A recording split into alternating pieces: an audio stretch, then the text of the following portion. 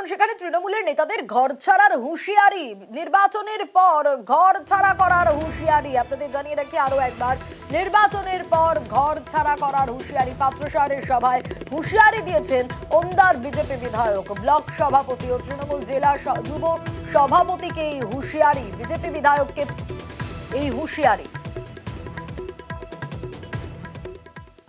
2024 সালের পরে ভোটারদের কি 5 সালে পাওয়া যাবে? বুড়ামুখুজিয়াকে কি পাওয়া যাবে? এইটা আমরা দেখতে চাই। তাদেরকে আমরা ঘর ছাড়া করব। পুলিশ প্রশাসনের বাবার কেন নেই যে তাদেরকে আটকায়? এইটাকে তো এখনই মন করতে পারলে এখন আমি গোপা দত্তকে বাড়ি ছাড়া করতে পারি। আমার কর্মীগুলো কিন্তু ঠিক থাকে। চোর বাদ দিয়ে কোনো পোস্টার আছে তার গায়ে 15% বালির কমিশন খাচ্ছে।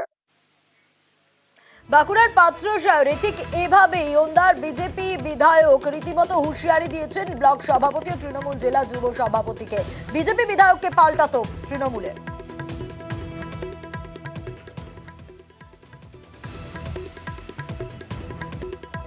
এরা উন্নয়ন ভুলে গেছে, মানুষের সাথে থাকার কথা ভুলে গেছে, এরা ঘর ছাড়ার কথা বলে। এই তো এমএলএ, এই তো বিজেপি দল, ওটা দিবা স্বপ্ন।